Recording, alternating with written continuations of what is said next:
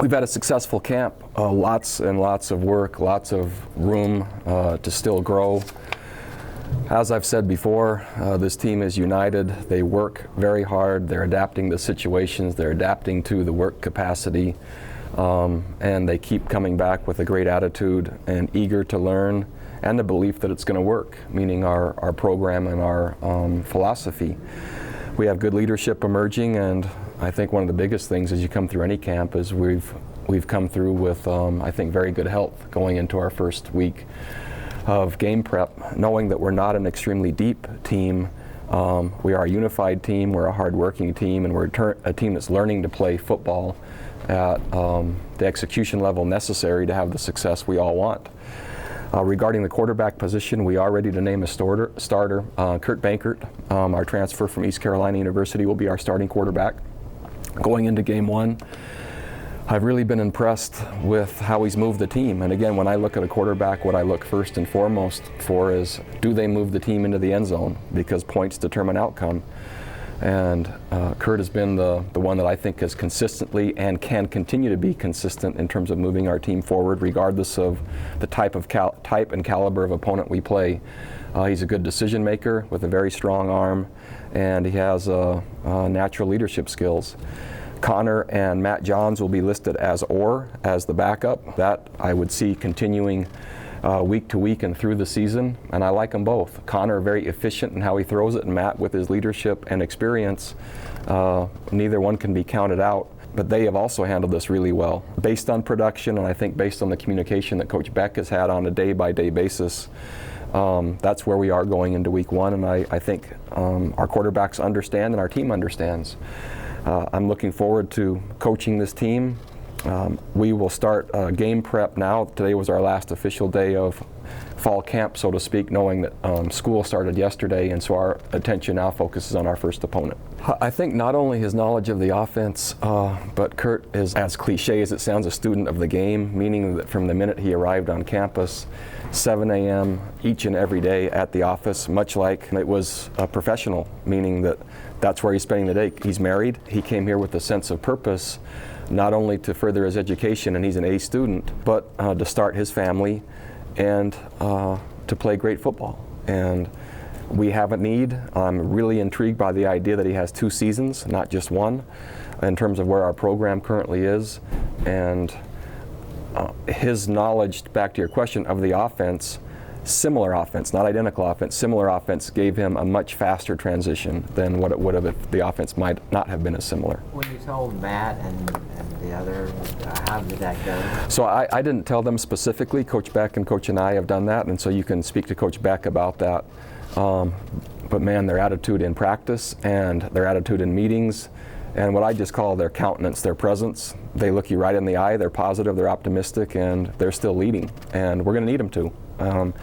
As you know, the number and the percentage of quarterbacks, starting quarterbacks that make it through a year on a yearly basis, very few make it all through the entire year, and when you have 2 players of that caliber as well behind, I think now that we have probably more depth there than we've made a potential weakness in terms of depth and succession planning a potential strength.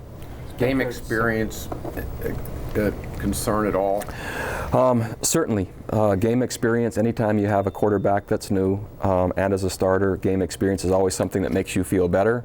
We've put a lot of emphasis on situational football and putting our players under duress, under pressure, and recreating the most elaborate and taxing football scenarios we can come up with to uncover where the kinks in our armor might be if we have some. And so far we've handled that as a team well, not exceptional, but well. But at quarterback we've handled it very well.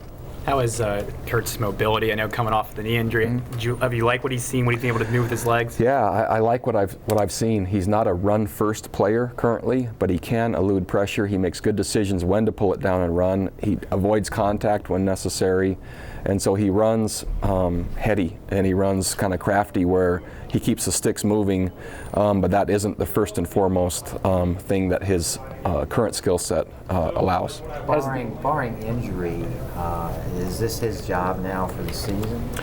I would stop short of saying just barring injury. All of our jobs are performance-based, and so there will be room to grow.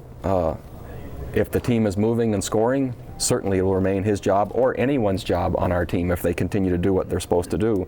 Injury sometimes can throw a kink in there, but also lack of performance can. And so this isn't specific to the quarterback I'm talking about now. Our policy is week by week, the players that will try as hard as they can try, are assignment sound, and can make the plays necessary at that position to help us. That's the criteria that I evaluate them on. I would see not only production and weigh that, I would see leadership and presence, and I would weigh both of those things. And then I would always consult. I've never made a quarterback change without talking to Coach and I and Coach Beck. And so I view that position management as a team of leaders, not just a single. Ultimately, I have to make the decision, but it's only after feedback from both of them will I consider making a decision. How long have you been headed in this direction? Probably a week, I would say. 7 practices is when I think we all started to feel more comfortable that this is the direction we would go. How close was it? It's close. Again, we have coming out of the spring the race between Connor and Matt. Again, with their different strengths, that's kind of that's remained in place, and the dynamic ability of Kurt to score and score more often with our team was really the difference. We're just scoring more often, and that helps us have our best chance. When did you first find out about Kurt in terms of his availability? Wow, I don't remember the specific scenario. Had he told Coach McNeil early on, or?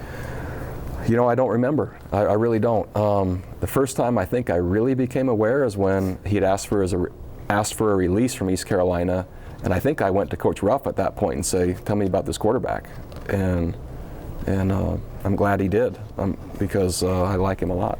A non-quarterback question for you, if that's all right. Nice.